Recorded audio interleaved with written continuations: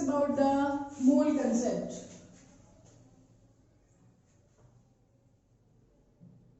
So before studying the concept, we should know about the mole.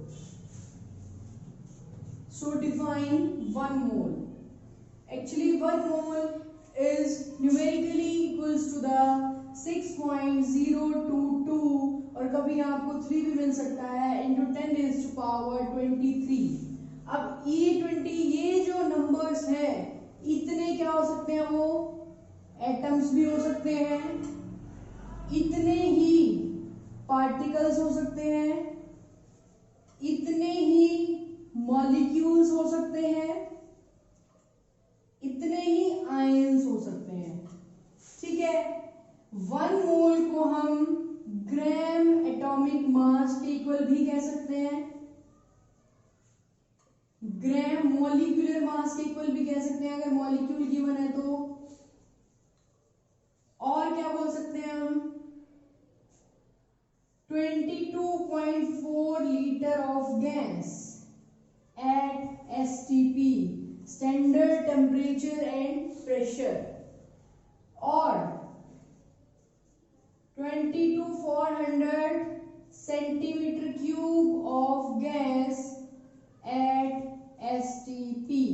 So depends upon the unit given in the numerical, will use the value. अगर आपको litre में दिया है तो आप इस तरीके से यूज कर लेंगे, अगर आपको सेंटीमीटर क्यूब में दिया है तो आप इस तरीके से यूज कर लेंगे. ठीक है.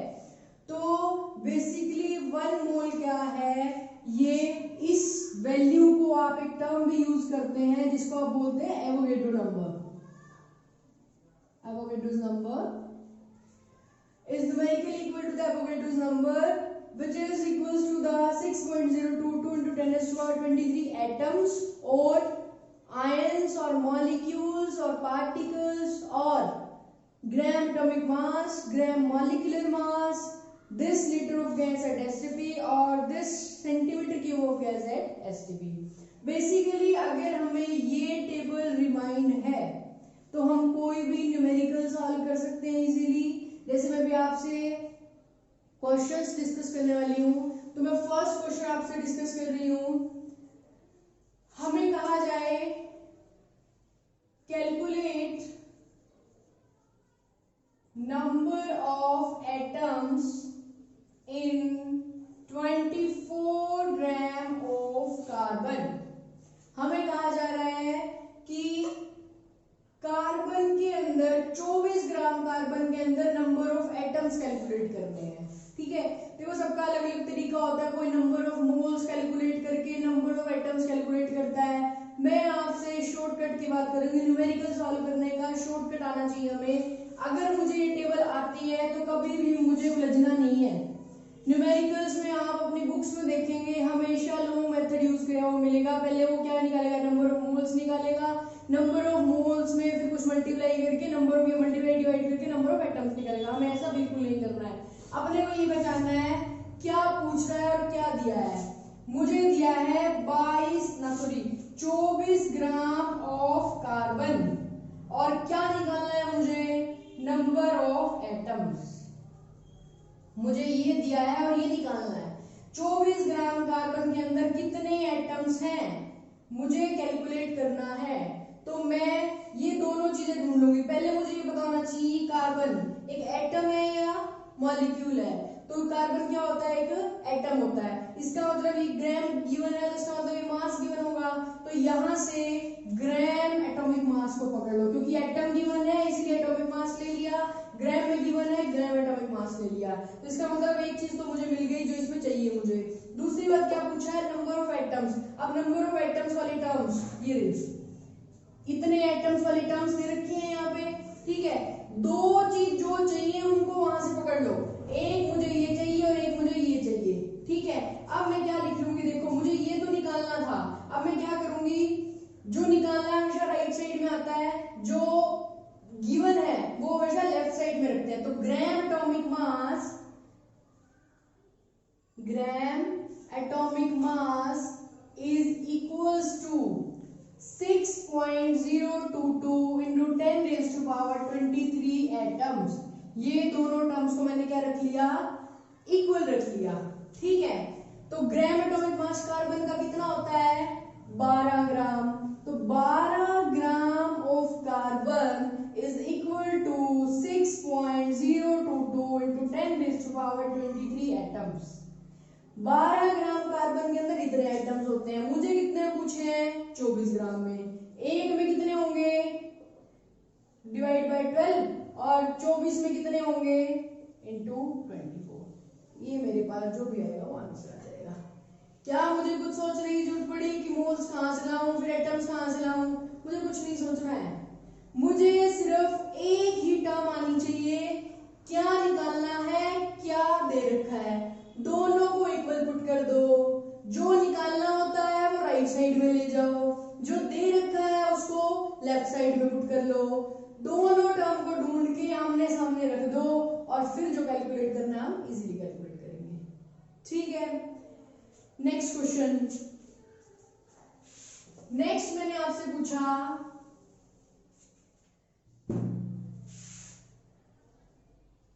24 गुना 10 की पावर 23 एटम्स के अंदर कितने मॉलिक्यूल्स होते हैं? How many atoms are present in these atoms? अब क्या करना है, फिर से वही काम करना है मुझे। एक मेरे पास एटम्स की टर्म है और एक मेरे पास मॉलिक्यूल्स की टर्म है, लेकिन ये एटम्स किसके, ये तो मैंने बताया नहीं आपसे। कितने किसके एटम्स बोल दिए मैंने आपको, बोल दिए नाइट्रोजन के एटम, ठीक है। इतने नाइट्रोजन के एटम के अंदर कितने मॉलिक्यूल्स प्रेजेंट हैं, तो कुछ कंफ्यूज नहीं होना है। मैंने इसलिए नहीं लिखा था, देखो एटम्स और मॉलिक्यूल्स की टर्म पकड़नी थी मेरे को यहाँ पे, बस ये, ठीक है। इतने एटम्स 6.022 into 10⁻23 एटम्स के अंदर कितने मॉलिक्यूल्स होते हैं, इतने मॉलिक्यूल्स होते हैं। मेरा ना लिखने का सिर्फ यही रीजन था क्योंकि यहाँ ऐसा कोई लेना देना नहीं था, ठीक है। पता होना चाहिए कि किसके एटम्स की बात कर रही हूँ, लेकिन फंडा क्या था, इस एटम्स और इस मॉलिक्यूल्स की मुझे बात करनी थी। इस एटम्स और मॉलिक्यूल्स को आपको कैसे कलेक्ट करना है इन टेबल में से। एक एटम वाली टर्म उठा ली और एक मैंने मॉलिक्यूल वाली टर्म, मेरा सिर्फ इतना ही इसका मोटिव है इसको लेने का। तो इतने मॉलिक्यूल्स होते हैं इतने एटम्स के अंदर। एक एटम के अंदर कितने होंगे, ऑब्वियस सी बात है, डिवाइड हो जाएगा तो क्या आ जाएगा, 1 मॉलिक्यूल हो जाएगा। यहाँ पे आप चाहे नाइट्रोजन मेंशन कर लेना, लेकिन कोई फर्क नहीं पड़ने वाला है। कितने के अंदर पूछा, 24 के, 24 गुना 10 की पावर 23 इतने एटम्स के अंदर, तो क्या हो जाएगा 24 गुना 10 की पावर 23 मॉलिक्यूल, उसका आंसर आ जाएगा। समझ रहे हैं बात, ठीक है। और देख लेते हैं, एक न्यूमेरिकल और देख लेते हैं हम। देखो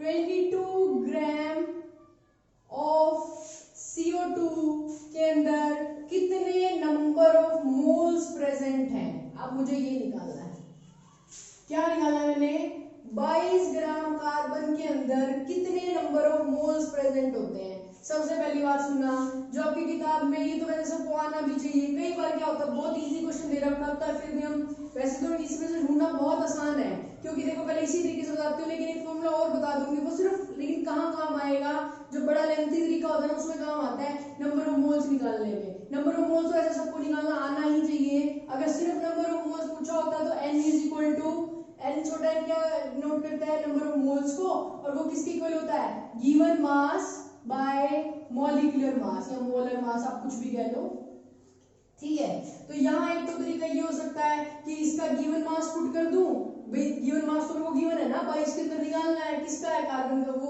किसी का भी हो, उससे कोई फर्क नहीं पड़ेगा। यहाँ पे गिवन मास रखो और मोलर मास मुझे इसका निकालना आता ही है। अगर किसी को 9th 10th में सबने पढ़ा हुआ है, मोलर मास कैसे निकालते हैं, कार्बन का मास कितना होता है 12 और ऑक्सीजन का कितना होता है 16, 16 दूनी 32, तो 12 और 32 कितने हो गया, 44 ग्राम हो गया, ठीक है। ये तो है जनरल तरीका, लेकिन ये सिर्फ कहाँ काम आता है, नंबर ऑफ मोल्स निकालने में। मैं आपको बिल्कुल नहीं कहूंगी आप इस तरीके से जाओ, क्योंकि जिसको ये टेबल आती है उसके लिए ये क्वेश्चन, ये सब क्वेश्चन निकालने आसान है, ठीक है। तो मैंने क्या कहा, 22 ग्राम कार्बन डाइऑक्साइड के अंदर नंबर ऑफ मोल्स, दो ही टर्म कलेक्ट करनी है, एक तो ग्राम, ग्राम दो